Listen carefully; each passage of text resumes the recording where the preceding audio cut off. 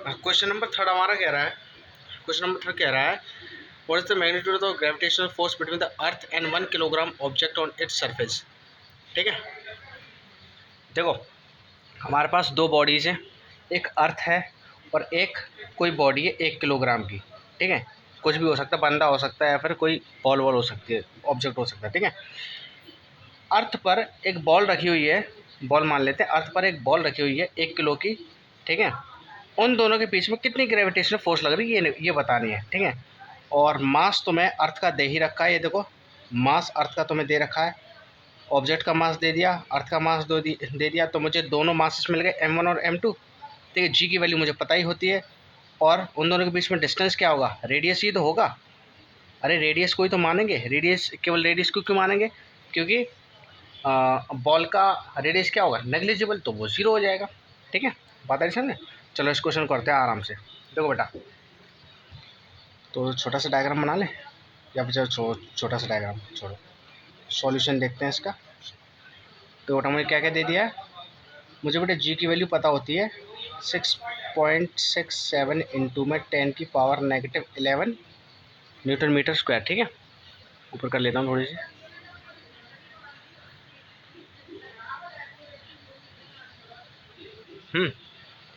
और मुझे बेटा m1 दिया है, m1 1 kg है, और m2 अर्थ का मास, m1 m2 बोल रहे हैं ना, 6 इंटू में 10⁻24 किलोग्राम। देन फिर हाँ, ये m2 दे दिया, और फिर क्या दिया है, रेडियस दे दिया। रेडियस मतलब एक तरह का r दे दिया तुम्हें, डिस्टेंस दे दिया है ना, डिस्टेंस कितना है 6.4 इंटू में 10⁻6 मीटर। यूनिट चेंज करने की जरूरत नहीं है, बस सॉल्व करना है, फोर्स बतानी है इन दोनों के बीच में कितनी फोर्स लगेगी। बेटा फोर्स का formula F is equals to G m1 m2 upon में r का स्क्वायर। वैल्यूज पुट कर दो, जी की वैल्यू 6.67 इंटू में 10⁻11,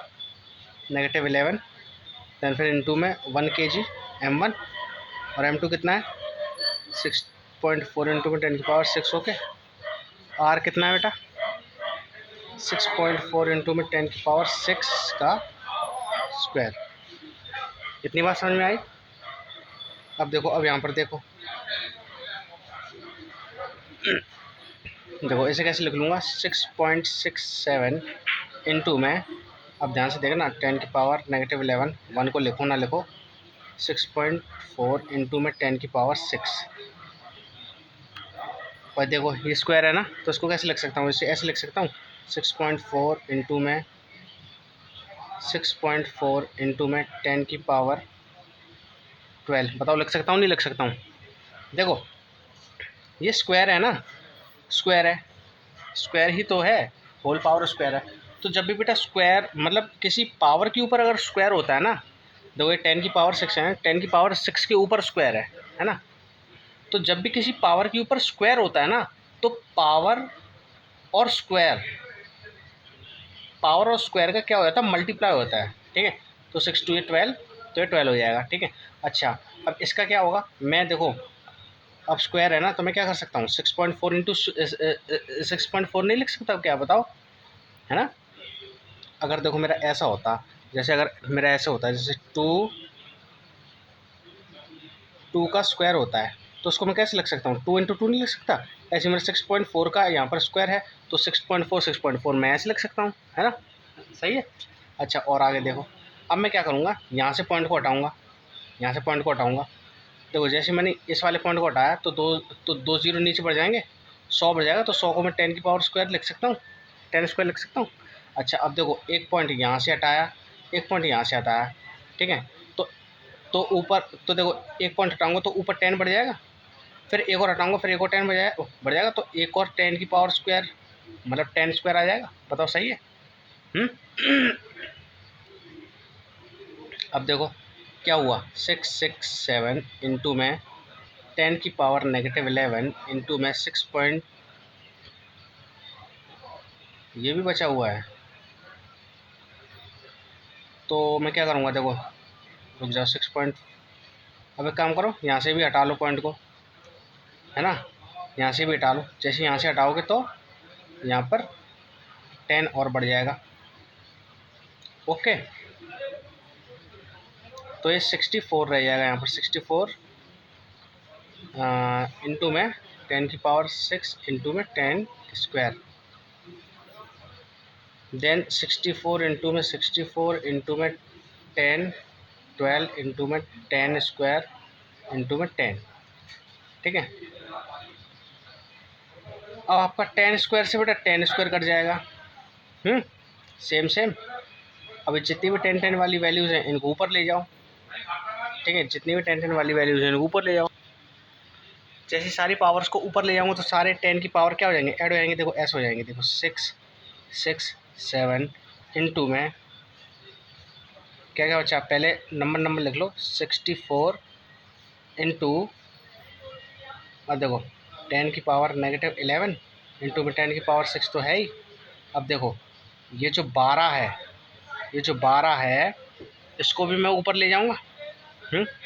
इसको भी ऊपर ले जाऊंगा, या फिर देखो ऐसे काट दो।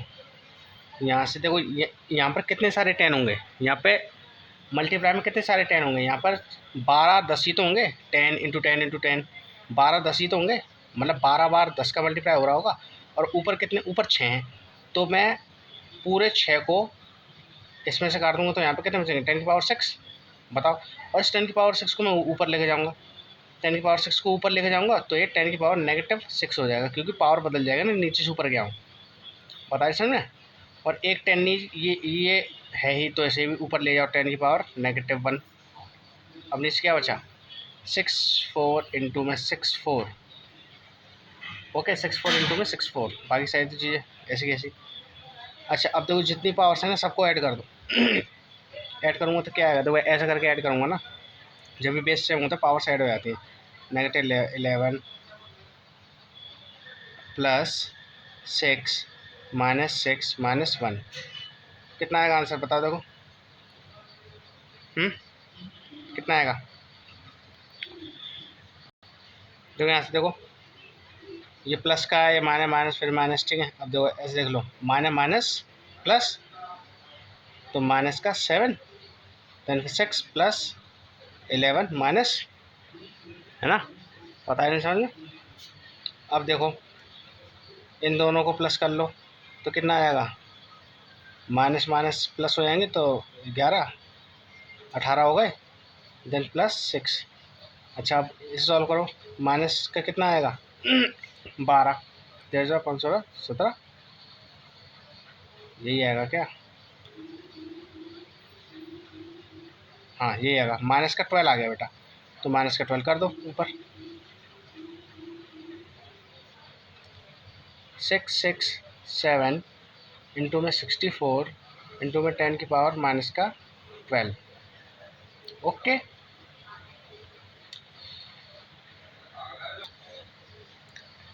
अब क्या करोगे,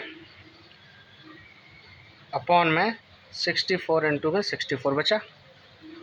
अब 64 से 64 डायरेक्ट गया। अब एक काम करो बेटा, अब देखो 64 अब किससे काटोगे, अब तो ऊपर तो ऑड नंबर है तो नहीं कट पाएगा। तो एक काम करो, ये जो 10 है ना, इस 10 को तुम एक काम करो, तुम एक काम करो। अच्छा एक काम करो, अब क्या करोगे, इन दोनों का डिवाइड कर लो, 6 6 7 का और इसका डिवाइड कर लो। जैसे इसका डिवाइड करोगे तो तुम्हें मिलेगा बेटा, जैसे डिवाइड करोगे ना तो आपकी पूरी वैल्यू सॉल्व हो गया आएगी बेटा 9.8 न्यूटन। ठीक है, 9.8 न्यूटन आ जाएगी। ठीक है, जल्दी से देख लो आराम से पूरा क्वेश्चन। ओके, नेक्स्ट क्वेश्चन करते हैं। देखो अगर इसमें कोई दिक्कत है तो मुझे एक बार कमेंट कर देना, फिर मैं तुम्हें अच्छे से समझा दूंगा। अभी मैं थोड़ा सा जल्दी में हूँ, है ना। तो अगर ये क्वेश्चन अगर तुम्हें ना समझ में आए, मुझे एक बार कमेंट कर देना, मैं बहुत अच्छे से समझाऊंगा फिर तुम्हें। ठीक है, मैं मान के चल रहा हूँ कि तुम्हें इतनी मैथ्स आती है। ठीक है, चलो ना आए तो कमेंट कर देना। ठीक है, दोबारा अच्छे से समझाऊंगा बेटा। नेक्स्ट क्वेश्चन कह रहा है हमारा, नेक्स्ट क्वेश्चन कह रहा है कि जो हमारी अर्थ होती है और मून है। देखो हमारी अर्थ है और हमारा मून है। ठीक है, अब दोनों प्लैनेट्स हैं। ठीक है, अब हमने क्या पढ़ा है कि हमारे इस पूरे यूनिवर्स में क्या होता है, हर चीज़ एक दूसरे को खींचती है। तो हमारे यूनिवर्स में मून भी है और हमारी अर्थ भी है, ठीक है। तो अर्थ मून को खींच रही है और मून अर्थ को खींच रहा है। बताओ, यही बात तो है? ऐसा ही तो होता है। अर्थ मून को खींच रही है और मून अर्थ को खींच रहा है, ठीक है। ऐसा ही होता है ना। तो इसमें इसमें तुमसे क्वेश्चन ये पूछा गया है कि क्या अर्थ जो है वो मून को मतलब सेम फोर्स से खींचेगी या कम फोर्स से खींचेगी या ज़्यादा फोर्स से खींचेगी। कहने का मतलब ये है कि देखो, जो अर्थ है क्या वो उस मून को उतनी ही फोर्स से खींचेगी जितना मून अर्थ को खींच रहा है, या वो मून को ज़्यादा फोर्स से खींचेगी जिस फोर्स से मून अर्थ को नहीं खींच पा रहा है, या वो मून को कम फोर्स से खींचेगी जिस फोर्स से मून अर्थ को नहीं खींच पा रहा है ना। ये बताना है इसमें। तो मतलब सीधे सीधे ये बताना है कि दोनों एक दूसरे को कितनी फोर्स से खींचेंगे, ठीक है। तो सीधी सी बात है बेटा, सीधी सी बात है। मैं तुम्हें बताता हूँ आंसर। देखो बेटा, अगर यहाँ पे अर्थ है और यहाँ पर मून है ना। देखो, यहाँ पर अर्थ है, यहाँ पर मून है, ये मून एंड ये अर्थ, ओके। ये अर्थ और ये मून,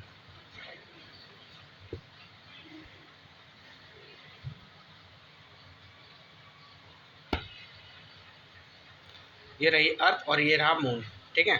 तो पता है अर्थ इसको इस डायरेक्शन में खींचेगी मून को, है ना, मून को खींचेगी, और मून अर्थ को इस डायरेक्शन में खींचेगा, ठीक है।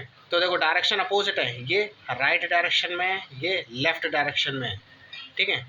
दोनों की जो डायरेक्शन है ना वो अपोजिट होंगी, एक दूसरे के विपरीत होंगी। देखो, ये राइट की तरफ जा रहा है, ये इधर की तरफ जा रहा है ना। मून अर्थ को लेफ्ट में खींचा है और अर्थ मून को राइट में खींच रही है, लेकिन दोनों का मैग्नीट्यूड सेम रहेगा। अगर ये 10 न्यूटन से खींचेगी तो ये भी 10 न्यूटन से खींचेगी, ठीक है। ओके, तो बस ये लिख दो। कैसे लिखोगे? लिखो इसमें the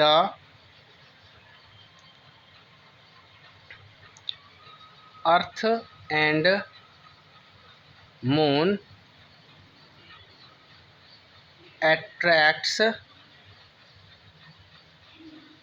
to each other with the equal magnitude